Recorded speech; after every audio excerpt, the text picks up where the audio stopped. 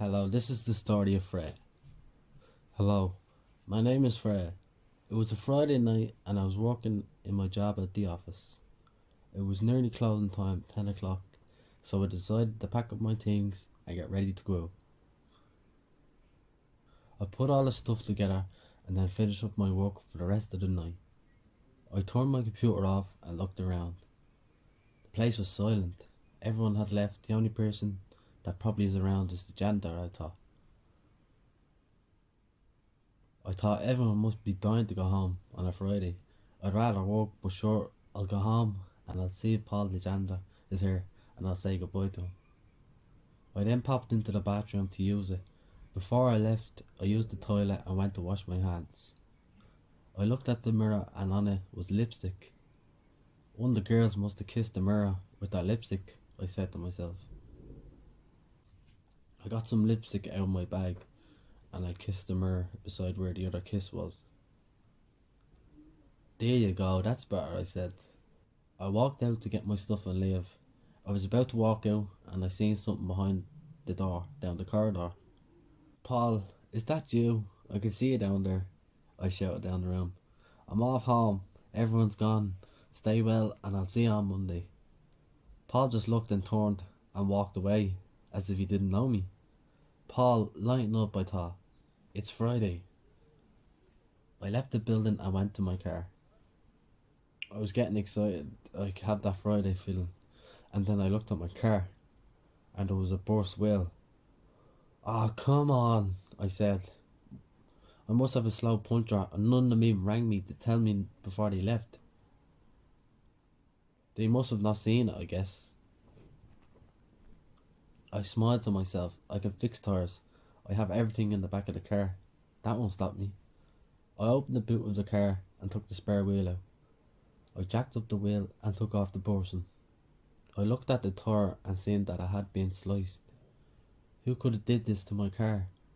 Nothing like this ever happened to me before. I might go in and ask Paul, see does he know, I thought. Then I said to myself, nah, I don't care, this isn't ruining my Friday. I'll get this on and we'll be off. I put the wheel back on and put everything in the boot. Alright, it's time to go, I said. I got into my car and reversed the car out of the parking spot, and as I turned, Paul was standing inside the door with a bag. I stopped the car and opened the window. Paul, I'm off. Paul opened the door and started walking out. He must want to talk to me. What's wrong, Paul? I said as Paul got closer. He had a bag in his hand. He reached in the bag as he was walking towards me. As he got closer, I realised something. Wait, that's not Paul, I said. Who the heck's that guy? The man wasn't Paul. It was a man dressed up in Paul's work clothes, and he reached into the bag and pulled out a hand, and on that hand there was Paul's tattoo of a bracelet. I panicked, scared as hell. I twisted the key in the ignition again. It wouldn't start. Oh no, I can't let the psychopath get me. I seen he was wearing black lipstick. He must have been the one that kissed the mirror. I turned the key again, and just as he was at the window, the car started. Lovely, I screamed, and drove off scared but delighted to get away. Thank goodness I got away from there. I got a bit down the road and then I thought I should report this now before the killer gets away from the scene and escapes.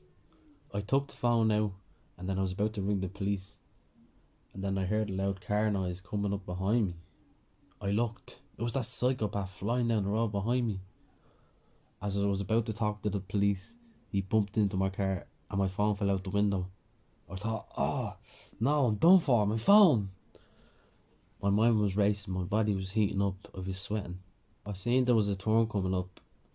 I flew around the corner and he went past it. But then he was straight back up me, within seconds. I'm never gonna lose him, what will I do? And then I seen the person on the path. And then I thought, lovely. I drove past the person and screamed, ring the police, ring the police. The man took his phone out straight away and started dialing the police. But as he was dialing, the killer drove over him and drove over his head. And he was dead then. Damn it, I said, I'm losing gas. And he's not going to stop coming for me. The man flew up behind me, screaming and pointing with a knife. I drove the car into his. I was scared. I couldn't do anything else. I would do anything to get away. He didn't budge at all, just laughed, and the more scared I got, the more evil his laugh got. I went on even faster in the car, as fast as I could go, and the man flew up straight behind me. In the distance, I could see a big church. I pass this church every day I go to work. This is my chance, I said to myself. I better go out and hide and hope he doesn't find me. I sped up to the back of the church and I hopped out of the car and I ran over to a load of bushes. I watched to see what he was doing with my hand covering my mouth. He got out of his car and went to my car and went to every tire and sliced every tire there was. I thought, idiot, I have no petrol anyways. He stopped after that, looked around and said this: I know you're around here somewhere. I can smell the fear. I was shaking. Please don't get me, I thought. Then the man started walking towards me. I thought, no, he can't see me. Can he? He then said this: I seen you at a bus stop 2 weeks ago and I fell in love instantly. I watched over you and discovered your work times and what your daily life consists of. I love you. I thought, I don't use the bus, and then I remembered I had to get my car fixed, so I used the bus that week. I loved you from that day I saw you, the man said, and you can't deny that you don't love me. Frightened, I thought to myself, don't come any closer, please. I seen you go into them bushes when I was pulling up. I'm not that stupid. My heart dropped. He was running now towards me. I ran up to the church and closed the door and put a table in front of the doorway. Oh, I'm safe for now, I said. And then the door started banging. The man was trying to kick the door through. Oh, he's gonna get me, I thought. And I sat there, hands all over my eyes, frightened. Then after continuous banging on the door, it suddenly stopped. It was silent. I peeked through my fingers and the table was still in front of the door and there was no more banging. I took a few breaths and I took a break. That crazy man. I need to escape. My phone's gone. I can't contact anyone. How will I get out? I checked all around the bottom of the church. All I found was candles and a chalice. There were no other doors. I would go up the stairs, but the church bell was up there. No exits. I looked around again. I found some wine. I opened it. I needed that. That's lovely, I said, and looked at the table. There was a crucifix sitting there. God help me, I said, looking at the cross. It was shiny and I had jewels on it. I put it in my pocket and drank some more. If I'm gonna die, I might as well drink myself to death, I said to myself. Then all of a sudden I heard a smash. Frightened, I looked, and the glass from one of the windows was broken, and I seen this killer's face, looking in, smiling, with his big black lipstick and black eyeshadow. Oh, what the hell, I screamed. Stay away from me, you freak. Then I realised he can't get in the windows. There's bars behind the glass. Thank goodness for that, I thought. The man then disappeared from the window.